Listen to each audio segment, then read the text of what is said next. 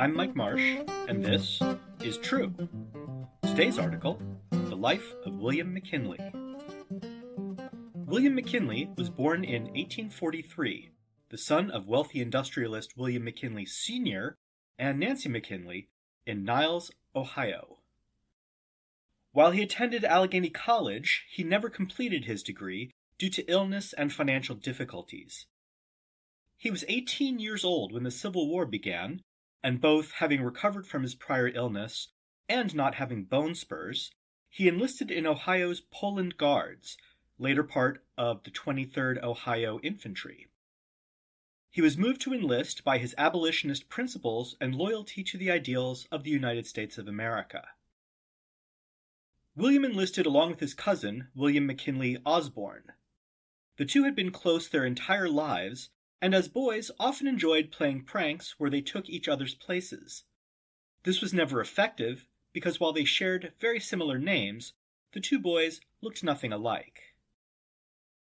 McKinley served with great distinction, his valor and selflessness at Antietam earning him a promotion to second lieutenant. By the end of the war, he had received a brevet promotion to major for his leadership. The superior military command of General Ulysses S. Grant led to the traitor Robert E. Lee's surrender at Appomattox Courthouse, effectively ending the Civil War. McKinley joined the Freemasons shortly after the war, providing him with valuable political connections. William McKinley went back to school, eventually earning a law degree and passing the bar in Ohio. He also began investing in real estate and owned several rental properties. Records of the time show no evidence of bias in his selection of tenants, nor did he appear to have intentionally misstated the value of any of his properties. McKinley married Ida Saxton in 1871 and remained a loving and devoted husband for the remainder of his life, even when Ida's physical and mental health declined after the deaths of both of their children. McKinley took on a highly visible labor rights case representing pro bono a group of striking coal miners accused of rioting. This gave him credibility in the Republican Party and led to a congressional seat as his close friend Rutherford B. Hayes won the presidency. McKinley campaigned heavily on support for tariffs, which at the time were beneficial for American manufacturing. McKinley was a big fan of gold and wanted to keep the United States on the gold standard. That did not mean plating absolutely everything in gold, but rather having a reserve of gold backing the value of every dollar issued by the U.S. government. He was also a fan of tariffs, but only protective tariffs that prevented foreign imports from undermining existing domestic industries. He also strongly opposed tariffs for purely revenue-raising purposes, because that would just punish American citizens with higher prices, which is a truly stupid thing to do. As the chairman of the House Ways and Means Committee, William McKinley spearheaded the 1890 McKinley Tariff, which was a fortunate coincidence.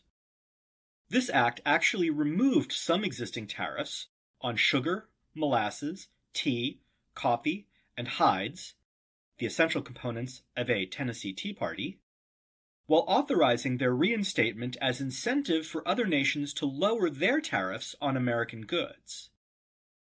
The act also raised existing tariffs on tin-plated steel sheet metal to 70% and added tariffs on wool. These tariffs were deeply unpopular, even beyond fans of quiet organ music, and led to the Republican Party losing its House majority. Gerrymandering saw McKinley variously in and out of Congress for a period of time. Eventually, rather than seeking votes in changing pieces of Ohio, he decided to seek votes throughout the state by running for governor, which he won in 1892. He ran on a pro-working class platform, supporting a labor rights law against firing workers for joining a union. This contrasts with modern pro-working class platforms of dismantling unions, reducing benefits, and concentrating wealth in the hands of the largest employers. McKinley took out a loan early in his career from Robert Walker. Rather than declaring bankruptcy, he actually repaid this loan by guaranteeing Walker's business loans while McKinley was governor.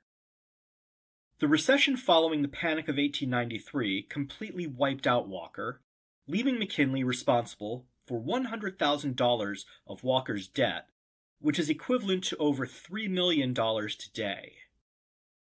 This was more than McKinley could afford, so a group of his supporters established a trust for William and Ida McKinley. When McKinley tried to repay the contributors, the trustees refused to provide their names. William McKinley ran for president in 1896. He received the Republican nomination despite refusing to promise patronage and offices for the support of influential party members. William Jennings Bryan, the Democratic nominee, proposed radical financial policies that most economists believed would ruin the economy, which at the time was a political liability. Rather than traveling across the country campaigning, McKinley created the Front Porch Campaign, where he sat on his front porch and talked to whoever came by. His platform was focused on a strong central government, protective tariffs, and the gold standard, all issues on which he had a strong track record. By November, his mailman could recite detailed statistics on all of these subjects, despite his best efforts to tune McKinley out while delivering his mail. Many others came by choice and left strongly supporting McKinley's candidacy, propelling him to victory. The end of the 19th century saw a Cuban push for independence from Spain.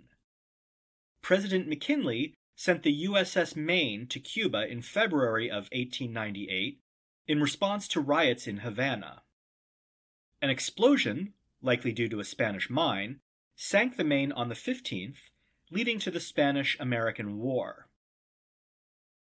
While McKinley was committed to a free Cuba, he was considerably less committed to a free Puerto Rico, Philippines, or Guam. He also annexed the Republic of Hawaii during the war, despite it being an independent republic, not a Spanish territory. McKinley worked on drafting a new treaty with the United Kingdom over the planned Panama Canal, which would be run by the United States. The treaty was not completed during McKinley's presidency, but it provided control of the canal by the U.S. until 1977, when control was gradually transferred to Panama, culminating with Panama having full control of the canal from the end of 1999 to now. William McKinley, who had enlisted during the Civil War to advance the cause of the abolition of slavery, had a somewhat less stellar record as president where the rights of Black Americans were concerned. He not only refused to condemn racial violence against them, but also refused to send federal troops or U.S. Marshals after white supremacists overthrew the elected government of Wilmington, North Carolina in November of 1898. Fortunately for us, later presidents seldom allowed white supremacists to violently overturn the results of democratic elections. McKinley's policies, especially protective tariffs, harmed the working class while enriching large business owners. Nonetheless, he was re-elected in 1900, with Theodore Roosevelt replacing the deceased Garrett Hobart as his vice president. Roosevelt's status as a hero of the Spanish-American War likely provided a considerable boost to their campaign. On September 6, 1901, 6 months after the start of his second term, William McKinley was shot by Leon Czolgosz. While commonly identified as an anarchist, Czolgosz was a previous supporter of McKinley who felt betrayed by McKinley's abandoning of workers in favor of big business. While he did, in fact, join an anarchist organization, he was largely viewed with suspicion there for seeming too radical. McKinley died on the 14th, leaving Theodore Roosevelt to succeed him as president. This has been True. Find us online at www.truecast.com. If you enjoy the podcast, please rate and review it wherever you listen, or just tell a friend. Our theme song is Bouncy by Sean McMullen from his album Everything. You can find more of his music online at www.sofadogstudio.com.